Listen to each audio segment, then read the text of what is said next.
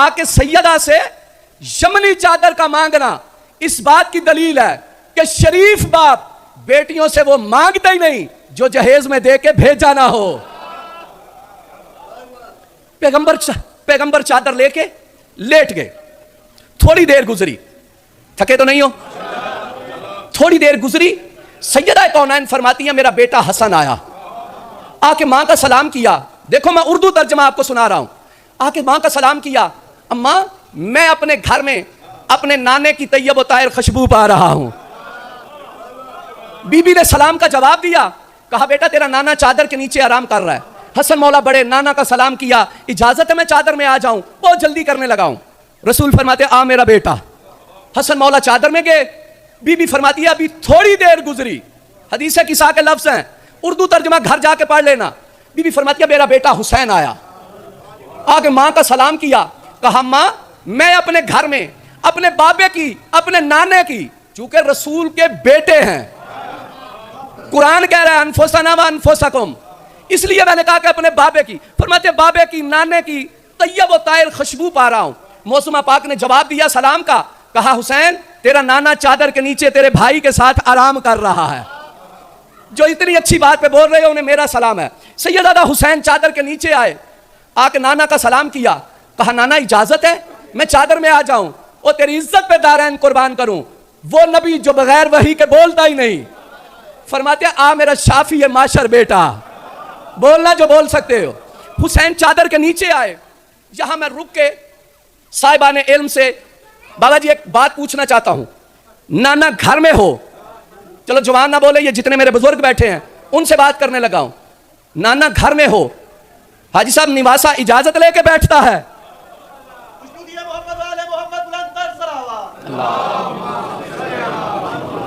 जी मैं ताबेदार, एक लफ्ज भी किसी के दिल दुखाने के लिए नहीं होगा, एक लफ्ज भी।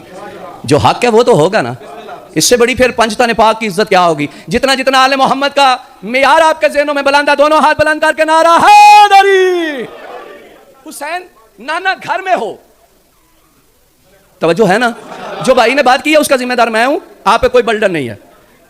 मैं चलो जो अभी नहीं बोले, शाजी रब्बे मोहम्मद की कसम, 4 आदमियों में रसूल होते ना, हुसैन आके पूछते नाना इजाजत है मैं बैठ जाऊं? ये तो मोहब्बत का कत्ल है कि घर भी रसूल का, नाना भी हुसैन का, चादर भी हुसैन की अम्मा की, और फिर कह रहे हैं नाना इजाजत है मैं चादर में आ जाऊं? नहीं अभी भी नहीं लोग समझे, मैं इसकी थोड़ी सी तशरीह करने लगा हूं। बहुत पीछे जाने लगा हूं, जहां मस्जिद नबवी थी, सहाबा इकराम थे, घर से फातिमा ज़हरा का चांद चला। अब सैयदादा पता नहीं कौन लफ्ज सुन के दुआ देगा। सफों को चीरता हुआ मेरा मौला ऐसे आगे बढ़ता गया जैसे शबे मेराज मुस्तफा आसमानों पे गया, और मेरे मौला को ऐसे ही रास्ता मिलता गया जैसे यूसुफ के लिए 7 बंद दर खुलते गए या हैदर के लिए दीवार में दर बना था।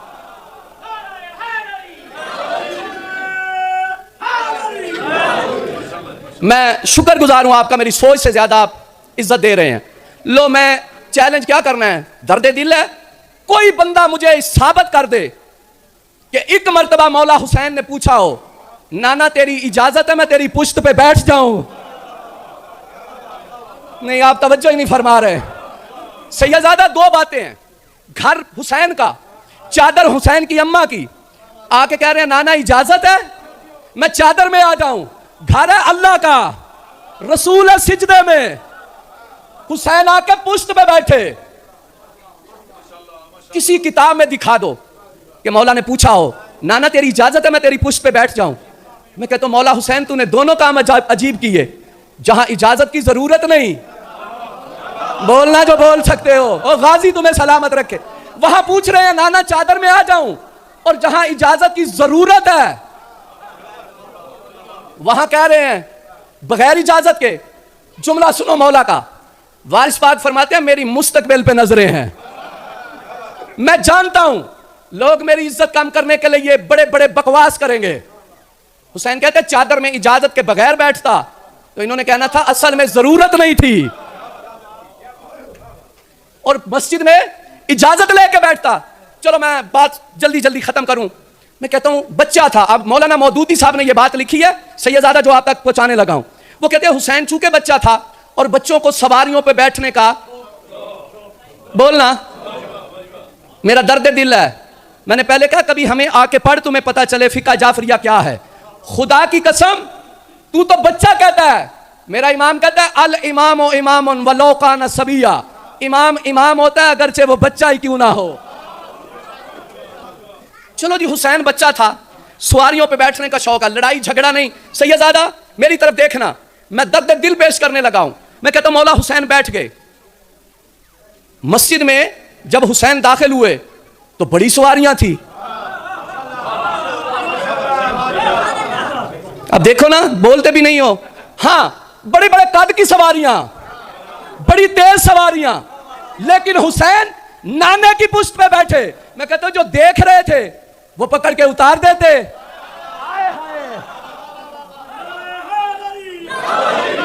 ओ किबला, हाजी साहब किबला, जब हुसैन बैठ ही गए थे, अगर कोई बच्चा, ये भाई सो रहा है, मैं इसे जगाने लगा था, उठ गया खुद ही। देखो ना, वो कौन सा खतीब है जिसे पता ही ना चले कि मेरी मजलिस में क्या हो रहा है। कोई बच्चा बैठ जाए, आप नमाज पढ़ रहे हो, देखने वालों का हक नहीं है वो पकड़ ले, और करीबियों का तो बाबा जी और हक है। मैं कहता हूं जो देख रहे थे वो पकड़ के उतार देते।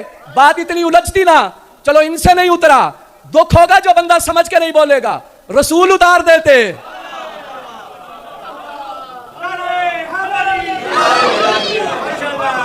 सलाम है जी आपको जो इतना अच्छा सुन। बाबा जी रसूल तो नमाज पढ़ रहे थे, पकड़ के उतार देते। अब कोई कहे कि रसूल कैसे उतारते, तो मैं कहता हूं ऐसे ही उतार देते जैसे उन्होंने चांद को उतारा था। चलो रसूल से नहीं उतरे, अभी है ना टाइम की थोड़ा, रसूल से नहीं उतरे, अल्लाह तो फारिग है। परेशानी हो ना, मैं एक लफ्ज का जिम्मेदार हूं। मैं केसर याद करके नहीं आया, मैं अताए मासूमा को आप तक पहुंचाने लगा हूं। अल्लाह तो नमाज नहीं पढ़ता, अल्लाह तो फारिग था, अल्लाह जबरील को भेजता, जाके जल्दी, जी मैं सदके जाऊं, मैं बताने लगा हूं। जबरील को भेजता, कहता जाके जल्दी जल्दी बच्चे को पकड़ ले, नबी की नमाज में खलल ना आए, जमात में खराबी ना आए। अब कोई कहे कि जबरील इतनी जल्दी कैसे आ सकता है, ओए अक्ल का अंधा, तेरे मेरे घर आना हो, ये देर से आता है, इस घर में तो आता ही रहता है, कभी मस्कीन बन के, कभी यतीम बन के, कभी असीर।